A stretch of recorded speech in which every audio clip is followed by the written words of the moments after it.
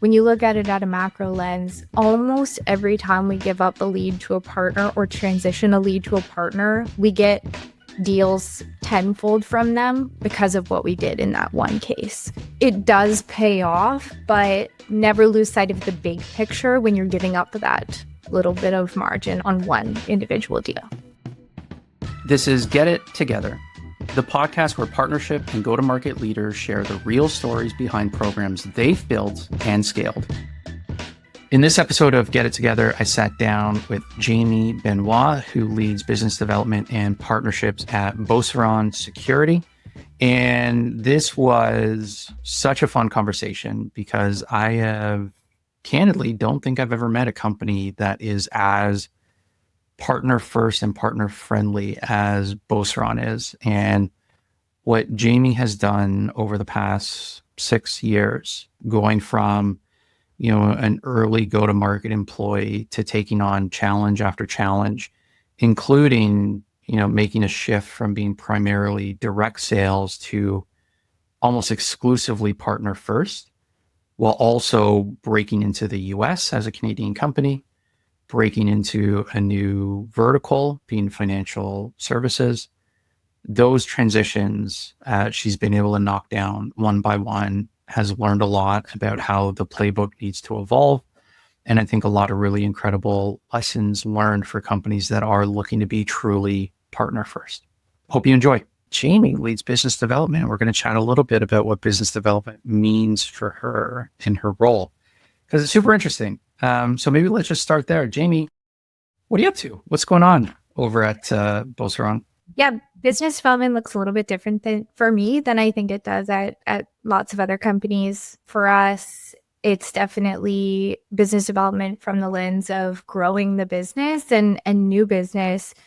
But it's really been a more custom role, I would say, for me in terms of figuring out how to unlock new paths to market for us. So that's been something that's been really interesting as I've joined the company. I've had the chance to flow through many different roles and functions and have been with the company pretty much since its very early days. So with my background and knowing the company so well and what we do, as we've run into new opportunities to grow in the market, that's been something that I've really taken on. So from an early stage, that was leading the go-to-market team, and then turned into leading our partner recruitment initiatives, and now has taken a little bit of a different turn as well in terms of growing our fraud prevention business, which is a new line of business for us. So yeah, not business development in the traditional sense. If you cold call me, it will almost never fit. And that's often something that I see,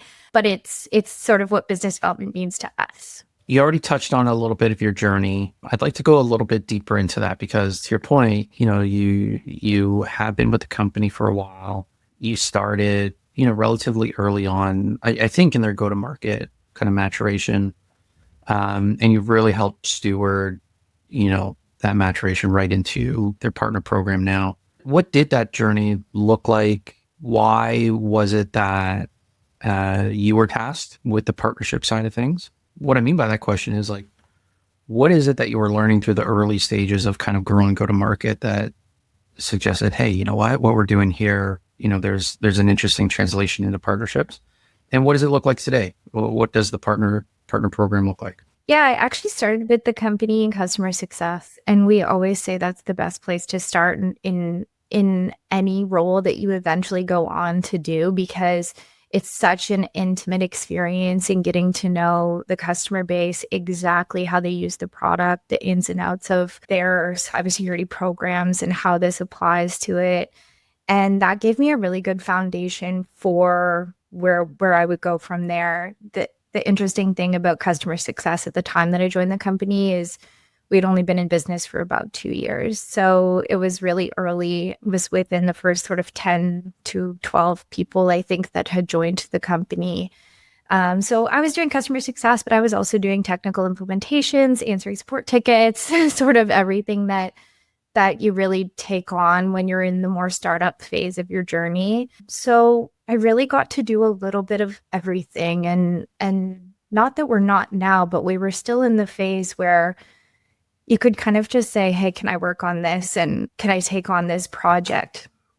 Product updates were, hey, my customer says we should do this. Can we do it today? Kind of thing. So it's a little bit of a different experience. From customer success, I then had the opportunity to lead the sales team and work a little bit more in a direct selling capacity, which is an interesting transition into how we applied that to partnerships. I think that experience was really beneficial in being able to teach partners how to sell the product because we've done it ourselves. And that's something that we can touch on a little bit later too, I'm sure. But then as I continued to grow, I went from managing the direct sales team to managing sales, partnerships, and customer success. So I really started to get a larger lens in what all of it looked like pulled together. From there, when we decided to put a bigger push into partner recruitment, I said, look, there's a lot of people that can manage within the company and manage people. But what I really think that I can do is actually solve that problem.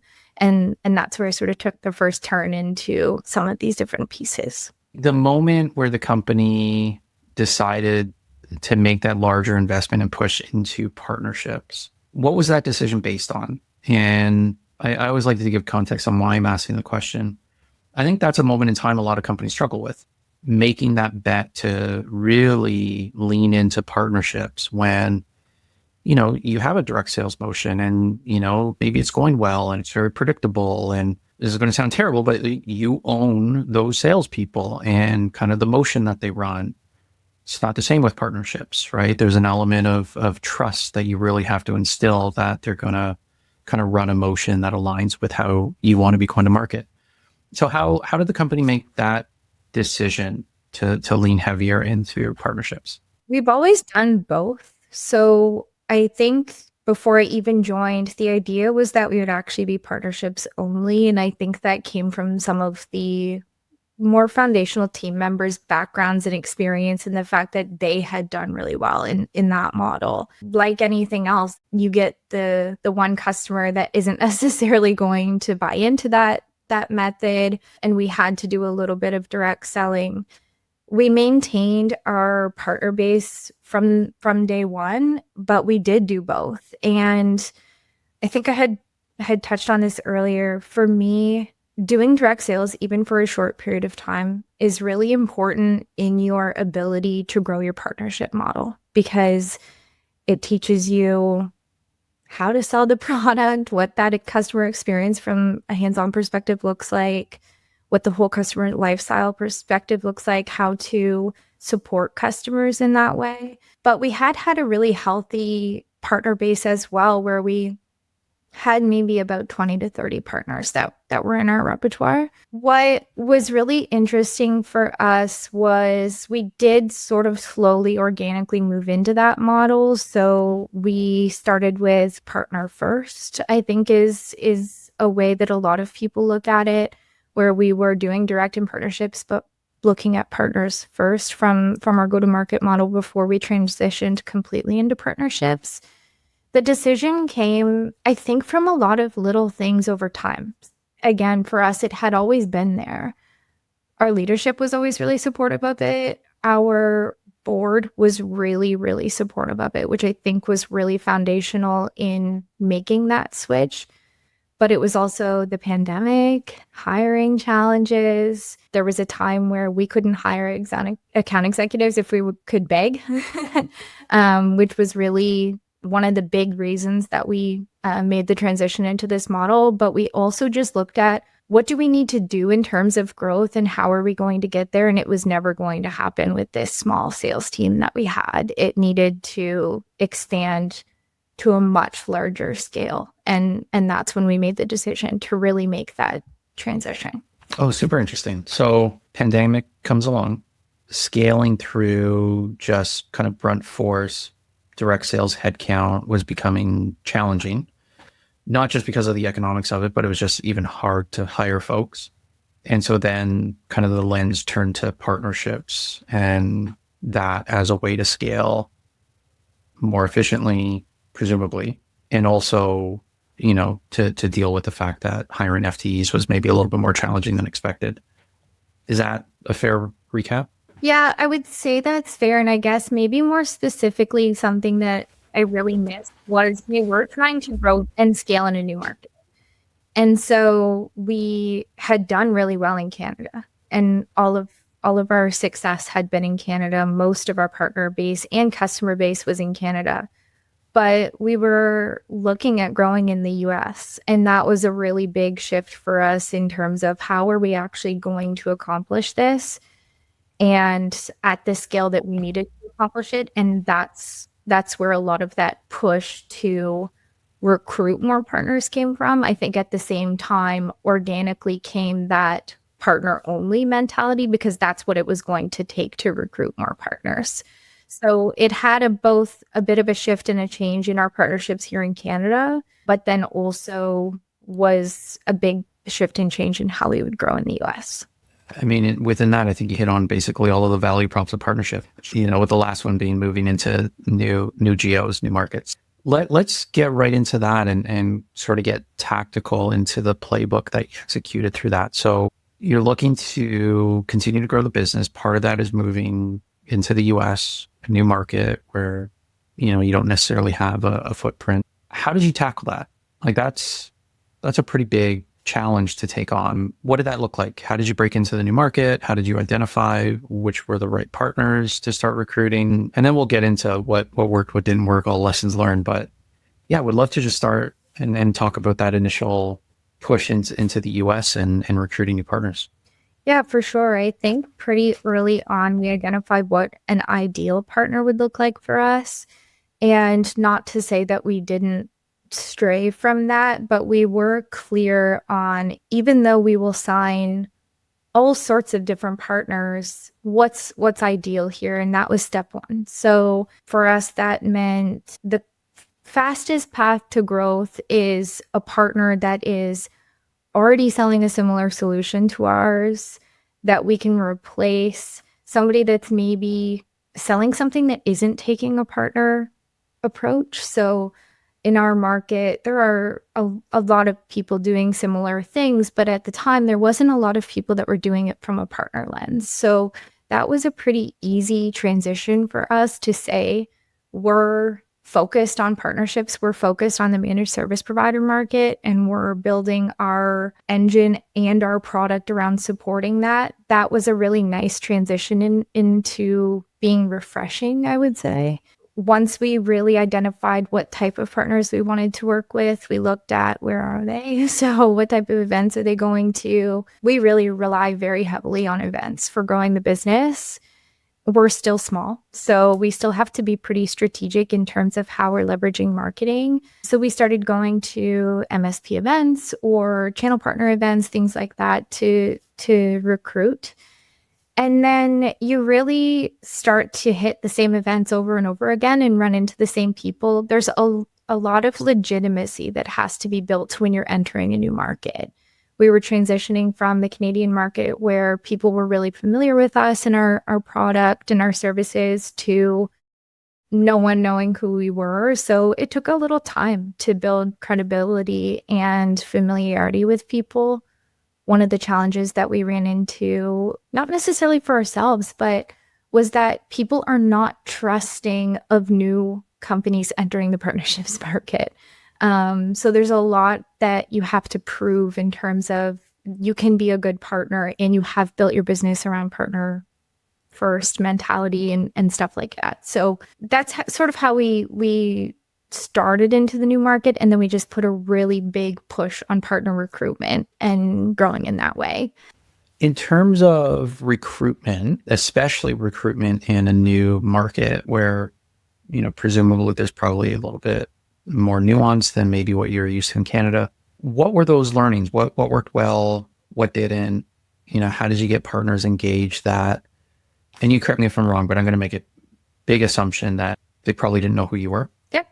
Which, I think is always a hard starting point. It's always much easier if they recognize you as a brand. Mm-hmm. So entering a new market, you don't necessarily have the same brand equity as you did in Canada. What did that motion look like? I think that, like I said, really focusing on the events was a big factor and building some repetition and making sure that people knew who we were. we were very clear on what problem we were solving, and how we were going to do that. Something that was really important for us was showcasing that we could be a good partner. So one of our main competitors in this space doesn't focus on partnerships, but they do sign a lot of partners. And I think that made it really easy for us to showcase how we could be different in that way. So we were able to say and design our partnership program just around a lot of the feedback that people were giving based on here's some of the challenges that we're running into. So we really leaned into not so much how we were solving problems from a product perspective, but how we were going to solve some problems from an actual partnership perspective. What you just mentioned, maybe some of your competitors, they're just signing partners, but they're not necessarily thinking partner first. Well, how does that manifest in your pitch? Like, how do you show upfront that you're going to be more partner first? You're going to treat it more seriously. It's not just going to be this partner paper ship that you sign an agreement and all of a sudden, it kind of dies and there's no real substance to it. How do you convince a partner that maybe has experienced that you're not going to be that? You're actually going to lean in appropriately. I think being really sure of who you are as a partner and being able to share that is really important. And that's something that we figured out pretty early on. Maybe it's the Canadian in us, but we were a little bit surprised at some of the feedback that people were giving in terms of what they were looking for felt really clear to us. So not going after a partner's renewals or really leaning into deal protection, having a really strong deal registration process. Those are all things that were very standard for us, but became a really big value add as we continued to grow. And then things like deal routing, being able to route deals back to partners, implementing a partner tiering process. That's something that we had not had going into our recruitment push that we were able to build out and get people really excited about. Being very clear on the value that we had to add. So from a sales perspective, exactly what our sellers would be doing with you. From a marketing perspective, what we would be doing with you to promote. Can we do joint webinars together? Can we do collateral together, or anything that's really conducive to promoting the partnership? And then also, even from a support or a product management perspective, what did that relationship look like as well? I think, again, our pitch was not product focused. It was all partner focused in terms of how we were going to be that good partner. But that came from the foundation of having done it and being really, really clear on what we had to offer. So that helped us a lot as we grew. And so kind of these new muscles that you were building internally, I guess a more business appropriate term would be systems versus muscles. It sounds like certainly partner recruitment was a motion that you were really building out, tiering your partners and getting a good sense of what that looked like. Presumably then it would shift into enabling those partners. What did that look like? Building what I would assume is, an enablement motion that existed with your current partner base, but then kind of evolving that for these new partners that are coming from a new geo. Maybe there's some evolution to that enablement. How did you make sure those partners were kicking things off on the right foot? Yeah, it definitely did evolve over time. I think when we had a smaller partner base and our partner program was closed off to welcoming new partners, it was a little bit easier to train partners, to know them more intimately. We had everything from a couple of people partner teams that we were working with to very, very large organizations. So we had, from that sense, sort of gotten it all. But it was a lot easier to enable people when there were less. What we did was looked at the teams that we had. So we had a technical support team, we had an implementation team, we had a channel partner managers team, and looked at those roles and said, how can each one of those teams take on something related to recruitment that may be a shift from what they're doing today? So implementation may have been used to implementing customers directly, they were now implementing new partners and training them on the partner solutions. Same thing with like technical support, providing more technical support to partners up front so that they can then do that afterwards. So there was a big shift in how we enable people. I think you always take on more in the beginning to be able to scale more at the end. So it may be a lot of work up front to train the partners on how to do all of these different things. But eventually, once they're selling and growing, they'll then transition to doing those things themselves as well. The other thing that I think we never lost sight of was we can always help. And sometimes that might have been a little bit hard or more work to say, we can still support from a technical support perspective. We can still assist with your implementations and things like that. But when you do that a lot early on in the beginning, again, those partners tend to learn a lot more from that and become more self-sustaining as they go. So the enablement was a big transition for us. And I think writing down and documenting the processes of how to enable each type of partner was very critical in making that happen as well. We were very sure not to turn partners away, but we did have to document how to support all the different types of partners as we onboarded too. As you were building this new motion into a new market, what broke? That's always where the best learning comes from. A lot of the enablement broke in a sense. I think not necessarily that it completely broke, but when we were running into challenges on how to scale, it was how are all of these different teams working together to support the same partner? There are just so many different aspects of supporting a partner than there is a customer. A customer might touch sales, and then they're owned by customer success, and they may talk to support here and there, and they may deal with an implementation specialist. But when you're owning a partner rather than a customer, the partner needs access to each piece of your business, sometimes all at the same time, and you all have to work together and communicate. So I think that was a really big learning curve for us, just in terms of how do we do that with potentially up to 30 new partners at a time? How do we make sure that all of these partners are moving forward together and getting the support they need? Other things that I would say broke or changed were just different levels of insight and information. I think that's pretty common when you're looking at scaling your partner program, where you may be used to having super intimate knowledge of what's going on in the pipeline and things like that. That data starts to change over time as you grow in your partner program. So that was something that we had to figure out. How do we either accept more risk or less insight, or get the insight that we need based on how we're growing the program? I think those are sort of the two key things that are coming to mind for me, but I know that there's probably so many others that I'm just blocking out.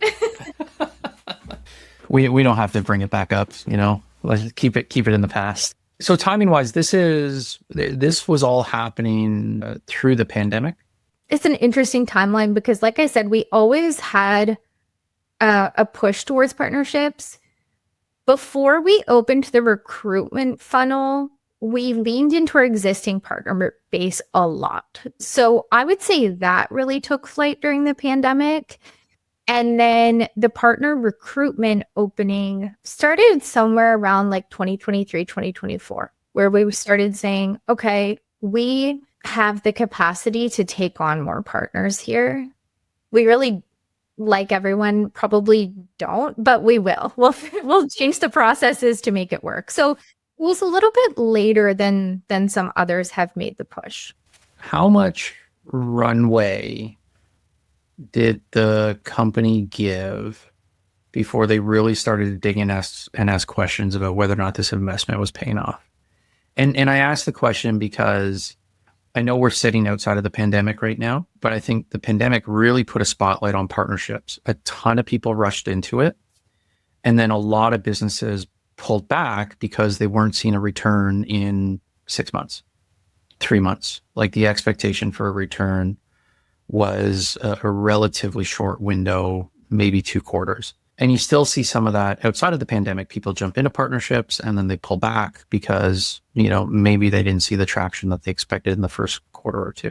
I get the sense in chatting with you that there was so much conviction that you're going to lean into partnerships. You're going to, leverage that as your core strategy for breaking into the US.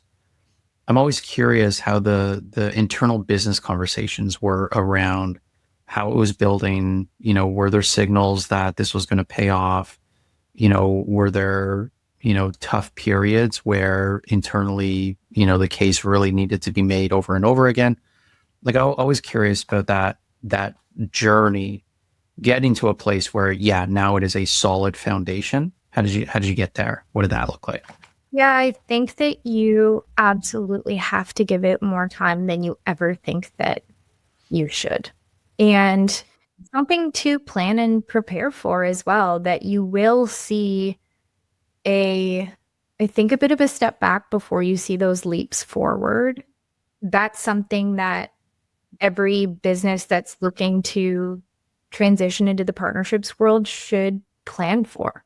And I think that we always plan for it. I think like others, it just takes longer than you ever think. I think it probably was over a year before we were really seeing the transition pay off. When you decide to make that push towards partnerships, I think that you have to do it all in. So like a lot of what I talked about when it comes to good partner principles, you have to be willing to live those all the way through. And that means that if your direct sales engine is what's doing really well in that moment needs to be given up, that is what needs to happen. And I think particularly in the MSP market or the channel market, if you are not living that, like it will be sniffed out pretty quickly. It's one of the first questions that partners ask us. Are you channel only? And being able to say yes will propel your growth. And being able to prove that will propel your growth. But I think in terms of overall time, yeah, it just takes time. And we see things like time to grow. So each individual partner taking time to grow. We saw losing some margin, I think is inevitable. You're giving up a piece of your margin in order to go through the partnership model. You have to go through that enablement phase. So there's definitely a transition period in getting there. And I think you have to be willing to weather that storm. A couple of things that are really important to me in being able to do that is leadership alignment. Even if I would say our leaders weren't feeling anything different than the rest of the company was feeling. So, everyone was excited by it, but everyone was cautious as well.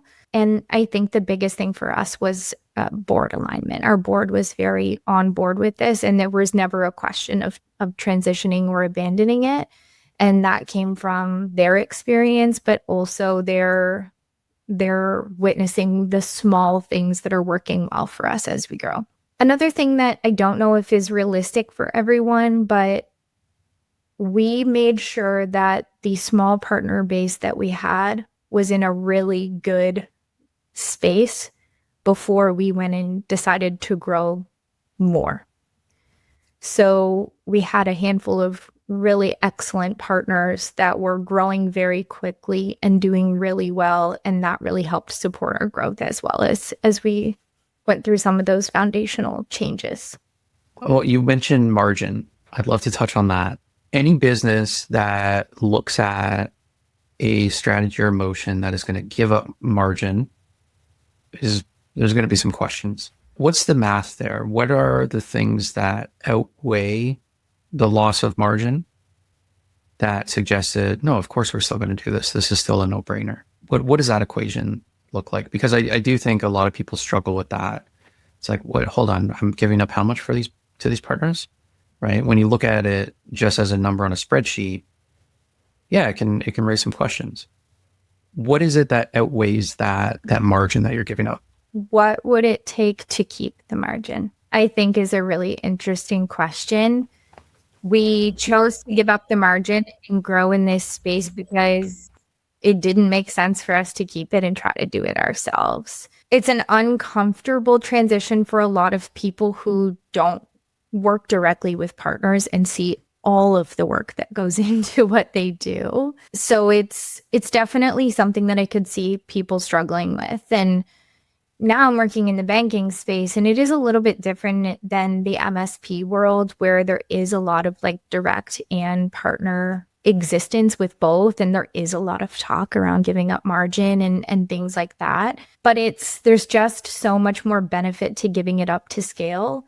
And I think that if we take partner lead routing as an example, we route our leads to partners. So if we get a lead in through our website, that goes directly to a partner.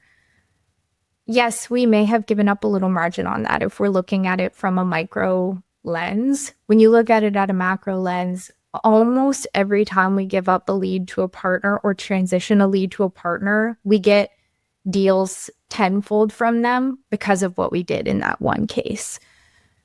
So it does pay off, but you have to be open to looking at it from different angles and really never lose sight of the big picture when you're giving up that little bit of margin on one individual deal. Yeah, I think that's bang on. Couldn't agree more. If you're only looking at the individual thing, let's say the individual deal, it's really easy to nitpick it and question. You step back, and to your point, you realize, number one, without these partners, we never would have broken into the US, right? So there's an element of just scale. It just wouldn't have happened. And then also, to your point, we give them a lead, they send 10 back. The math really starts to math when you step back and look at it from that perspective. Couldn't agree more. You mentioned another shift and transition that you've made. So now not just MSPs, but now also, looking at, is it fair to say a whole new vertical within the financial space? Yeah, it's still cyber, it's still a cyber product, but really it's fraud prevention. So a completely new vertical for us. We've always worked in the financial services space. One of our first customers was a bank. So it's been a very big focus for us over time, but we've now developed a new product line for that industry in particular. So yeah, big change for us for sure. What have you learned through that change? You're just tackling the biggest problems in the business and just knocking them down one by one, which is awesome. What's this latest challenge look like? Yeah, it's fun and super uncomfortable. Never relaxing for sure. Yeah, the new challenge of partnerships in the financial services industry has been really interesting because we're looking at partnerships from a few different ways, and partnerships are very different in that space. So we're looking at partners that are MSPs that serve FIs, so that almost all the same principles apply. Very partner first. There is big push for like deal routing and deal protection and all of those different pieces that are very foundational to our background. And we've had those partners for a long time as well. So before we ever made the big push, we've had those partners. So I would say that's not a whole lot different. But two other things that we're really diving into are technology partners. So aligning strategically with digital banking providers and core banking providers to build partnerships out. That's a new space for us. And that's one that is very different in principle and learning a lot from other tech companies that are navigating the same space. They're not running on the same like deal protection principles and things like that the MSP space is. So that's very new.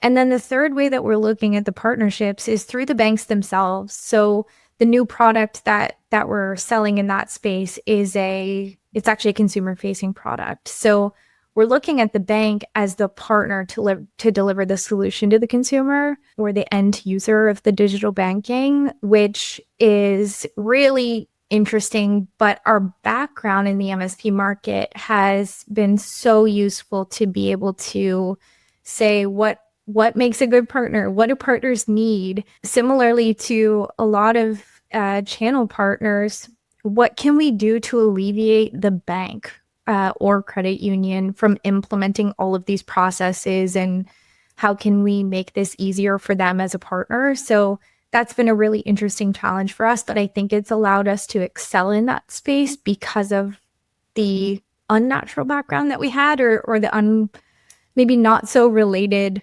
experience.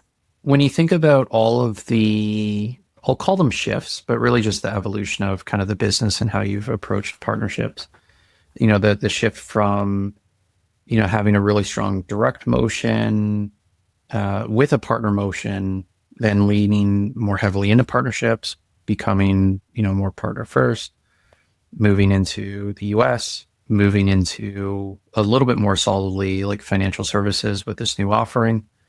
When you think about all of those transitions, how much of the original playbook was easily translated over versus how much did you need to change? There's probably a couple of different ways to look at transitioning the playbook. And that could be, you have background in partnerships and you come into a company to apply that. I think that's sort of one way that experience transitions and applies. But for me, it was more so I have background with the company and the products and the customers that I can apply through the motions.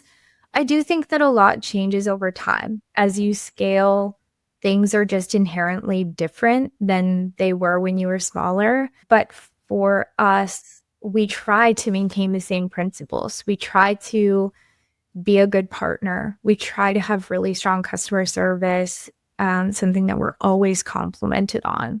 We have discussions on a weekly basis on how that can never change. So I think the core values have never wavered for us, but how we accomplish those has. And being really strong in who you are as a partner is what is going to help shape that next phase really smoothly. Yeah, I think that's very fair. I got two more questions as we wrap up. The first one is, imagine you're playing the role of educator. You're standing in front of 500 partner leaders. You are giving a lecture on everything you've learned through this journey. What is the one tip, lesson, piece of guidance you would give those folks? I think that it would be maybe two. We can do two for sure. I would say the first one would be stay the course, even when it gets tough. It will always just take longer than you think it will. And staying the course is really important. And I think it shows integrity and consistency for the partners that are watching you as well. No one wants to see you saying that you're a really good partner and then abandoning ship on that. So staying the course and being consistent, and then having a really strong set of principles of what it means to be a good partner, and sticking to those and sticking to your word as well. I didn't expect to have follow-up questions, but now I'm very curious. Okay. I have a couple. The principles piece that you just mentioned, are those actually documented somewhere internally? Like, do you actually have a documented list of principles for how you want to work with partners and treat partners? Or is it, just kind of organically come to be, that's how you work with them? I think originally it was a lot of being organic, but yeah, I would say it is documented. We definitely have a list of, I would say we framed them in the way of benefits of working with us, but they are the principles of, here's what our partnership program looks like on paper.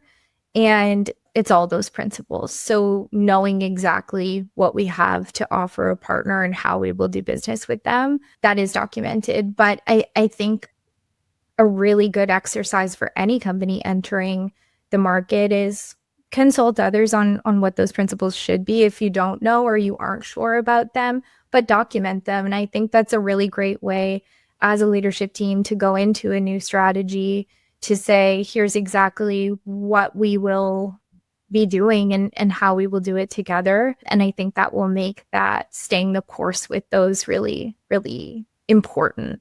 I think the same way that someone has core values as a company, having core values or core principles of your partnership program is important. What are a couple of the core principles that you're particularly proud of? We hear and see a lot of people burning each other, I think, in the partner space. So taking renewals from a partner or offering better incentives for purchasing direct, not following deal protections. Those are all things that are really important to us. We, if anything, transition renewals to partners. So if we had a direct renewal in the past that is a partner customer, we are very eager to make that transition. We don't go after our partners' customers. We do those lead routings. We are really, really clear and strong on our deal registrations, even when it can be tough. That's really, really important for us. And that builds a lot of trust in the space. And we do our best to serve our partners with as much customer service and support as we can. I think like not losing the principles of also what it just means to be a good supportive person or treat our partners like a coworker is really important. So always picking up the phone, always being timely, things like that are really core to who we are. I think I'm very genuine in when I say this. I think you're probably the most partner-friendly organization I've chatted with. That's a very nice compliment for sure. It's something that we've worked very, very hard on. Yeah. I think like truly you're thinking about things the way a partner-friendly organization should be. It's awesome. Last one, because we can't get away without talking about AI. What do you think? Are you leveraging it? How's it supporting? What's the future of partnerships and AI? Yeah. Feel free to be bold and wild. We are leveraging AI for sure. I think that's been an interesting transition for us. We are a cybersecurity company, and our company was founded by a set of security professionals. So the topic around AI has always been hot at the leadership table, with both a strong desire to leverage it and a really strong desire to be careful. So there's been probably, I wouldn't say overcautious, but a very cautious approach to how we will use it. We use it strategically. We use it where it makes sense. We use it both in the product and our processes. I would say there's a very big push to use it to support but not replace. So never outsource your critical thinking to AI, but use it to elevate you and your work. It's been very transformational for us on the go-to-market perspective. I think on the development perspective as well. I was just looking at a few weeks ago some designs that we used AI to amplify our work, and it's really phenomenal how much it's changed. Similarly, with our product, we're using it to do things that we couldn't do before. So like automation and processing, training assignments, things like that. It's been really interesting.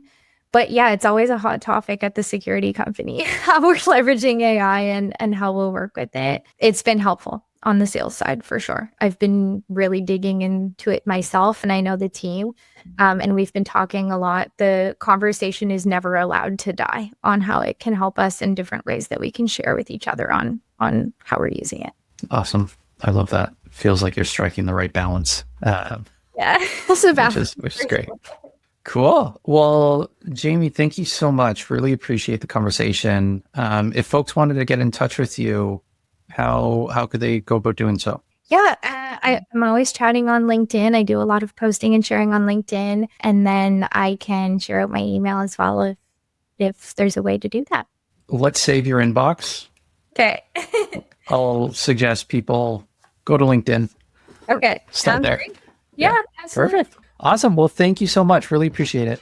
Okay. Thanks, Tyler. Thanks for listening to Get It Together. If you want more resources to help you build and scale your partnership program, be sure to follow us on your favorite podcast app. And get more proven tips and tools at partnerstack.com/getittogether.